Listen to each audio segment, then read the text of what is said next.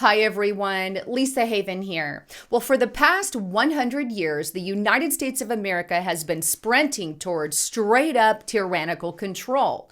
And now the Biden administration is solidifying that control via their latest attacks on the freedom of press. In fact, Biden and his administration has just removed 36 journalist websites due to the crime of, quote, misinformation. It's almost as if Biden and his administration aren't even hiding their attacks on the freedom of press. It's as if they don't even have to pretend anymore. There is a straight up attack on our freedoms today, unlike ever before. What am I talking about? Well, check out this article on foxnews.com. U.S. seizes 36 Iranian websites for spreading misinformation. The article goes on, top security officials seized approximately 36 Iranian-based websites on Tuesday, citing concerns over the spread of misinformation. A national security official told Fox News 2 of the roughly 36 sites seized included Iranian state-controlled news outlets, Press TV and Al-Alaman. The sites were inaccessible Tuesday afternoon and instead displayed a single page that said each site had been seized by the U.S. government.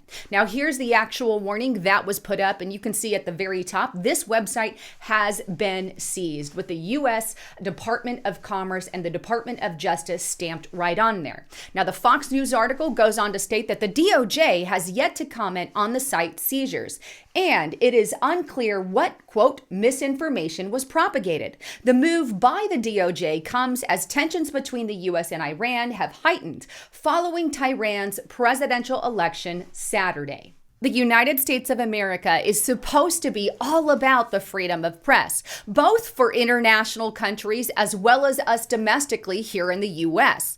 Yet, Biden and his administration has took it upon themselves to seize up 36 websites in Iran for crimes of misinformation. Since when did publishing misinformation become a crime? In fact, that only happens under tyrannical regimes who can claim anything they want as misinformation.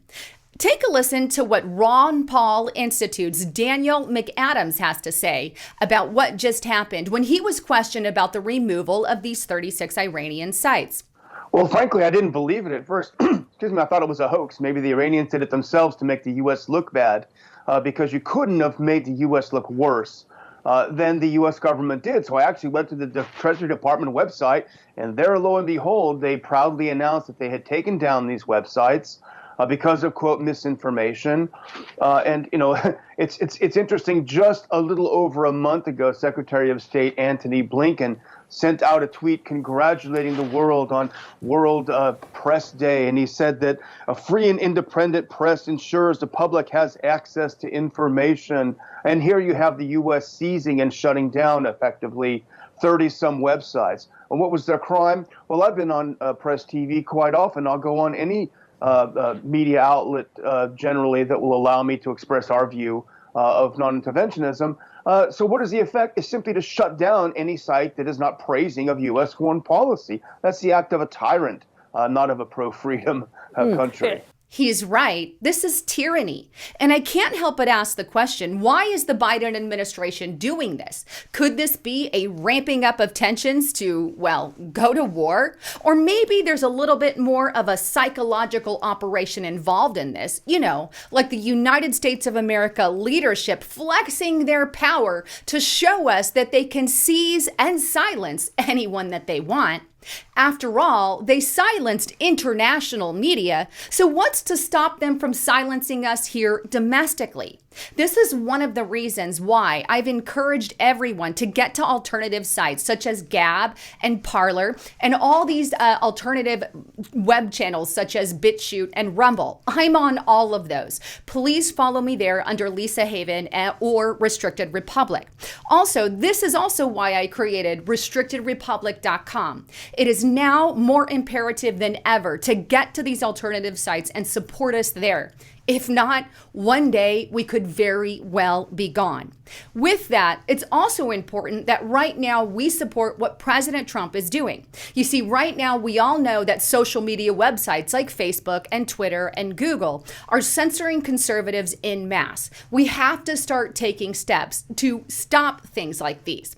Take a look at this article here on dailymail.co.uk. Headline: Trump files a class action lawsuit against Facebook, Twitter, and Google for censoring him. Demands an end to big tech silencing and blacklisting of conservative voices, and calls for punitive damages for cancel culture victims. This is a very huge step.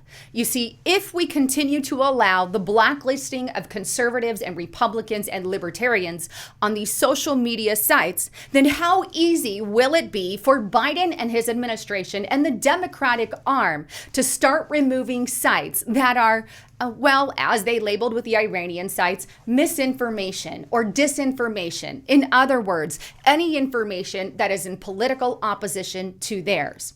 Anyhow, I'd love to get your thoughts, comments, and concerns. Please don't forget to check out my partner at noblegoldinvestments.com. This is the way that I stay on air here on YouTube. As you know, they have unmonetized my channel, so I do all my own ads. So check it out at noblegoldinvestments.com and make sure you convert your 401k into something backed by gold, silver, or precious metals. Or if you don't have a 401k, now is the time to do that. And you can do that at noblegoldinvestments.com. And right now they're giving away this amazing 1 ounce American Eagle silver dollar. And you can get this with any approved IRA or 401k. Give them a call today or go to the website and let them know you heard it on Lisa Haven. Anyhow, thanks again for tuning in. I love all of you. I'm Lisa Haven, signing out.